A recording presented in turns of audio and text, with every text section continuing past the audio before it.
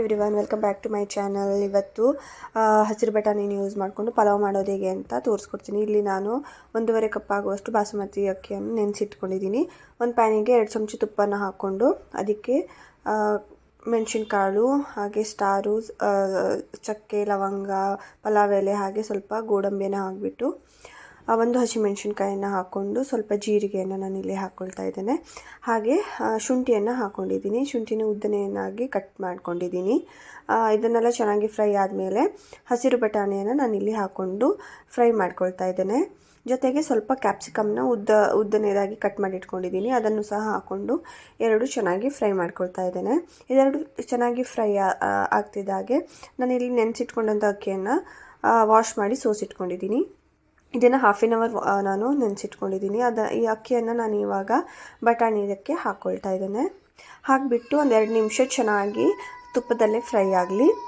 ಆಮೇಲೆ 1:2 ರೇಷಿಯೋಲ್ಲಿ ನೀವಿಲ್ಲಿ ನೀರನ್ನು ಹಾಕಿ 1 ಕಪ್ ಅಕ್ಕಿಯನ್ನು ಹಾಕ್ಕೊಂಡ್ರೆ ನೀವಿಲ್ಲಿ 2 ಕಪ್ ನೀರನ್ನು ಹಾಕ್ಕೋಬೇಕು. ಹಾಗೆ ಸ್ವಲ್ಪ ಅರ್ಧ ಚಮಚ ನಾನಿಲ್ಲಿ ಸಕ್ಕರೆಯನ್ನು ಹಾಕ್ಕೊಂಡಿದ್ದೀನಿ. ರುಚಿಗೆ ತಕ್ಕಷ್ಟು ಉಪ್ಪನ್ನು ಹಾಕ್ಕೊಂಡಿದ್ದೀನಿ. ಹಾಕಿಬಿಟ್ಟು ಚೆನ್ನಾಗಿ ಫ್ರೈ ಮಾಡ್ಕೊಳ್ತಾ ಇದ್ದೇನೆ.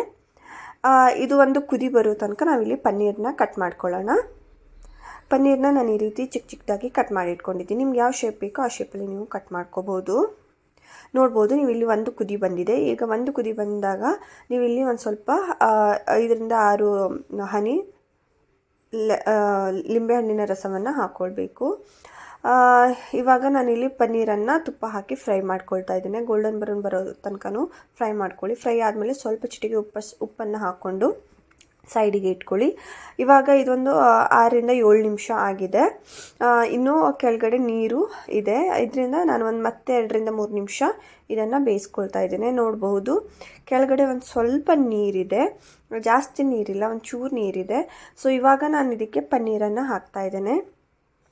ಪನ್ನೀರನ್ನು ಹಾಕಿ ಸೈಡಿಂದನೇ ಒಂದು ಸ್ವಲ್ಪ ಈ ರೀತಿ ಮುಗಿಸ್ಬೇಕು. ಇದನ್ನು ಇವಾಗ ಮತ್ತೆ ಒಂದು 5 ನಿಮಿಷ ಇದನ್ನು ಈ ರೀತಿ ಮುಚ್ಚಿಟ್ಟು ನೀವು ಬೇಯಿಸ್ಕೊಳ್ಬೇಕು. ಆವಾಗ ಸ್ವಲ್ಪ ಇದ್ದ ನೀರು ಸಹ ಆವಿಯಾಗಿರುತ್ತೆ. ಹಾಗೆ ಸ್ವಲ್ಪ ಕೊತ್ತಂಬರಿ ಸೊಪ್ಪನ್ನು ಹಾಕ್ಕೊಂಡು ಇದನ್ನು ಚೆನ್ನಾಗಿ ಮಿಕ್ಸ್ ಮಾಡಿಕೊಂಡ್ರೆ ಗ್ರೀನ್ ಪೀಸ್ ಪಲಾವ್ ರೆಡಿ ಆಗಿರುತ್ತೆ. ನೋಡ್ಬೋದು ಅನ್ನ ಸಹ ಬೆಂದಿದೆ, ಬಟಾಣಿ ಸಹ ಚೆನ್ನಾಗಿ ಬಂದಿದೆ. ಎಲ್ಲದೂ ಚೆನ್ನಾಗಿ ಬೆಂದು ನೋಡಿ ಉದುರಾಗಿ ಎಷ್ಟು ಚೆನ್ನಾಗಿ ಬಂದಿದೆ ಅಂತ. ನೀವು ಇದನ್ನು ರಾಯ್ತ ಜೊತೆ ಸರ್ವ್ ಮಾಡ್ಬೋದು.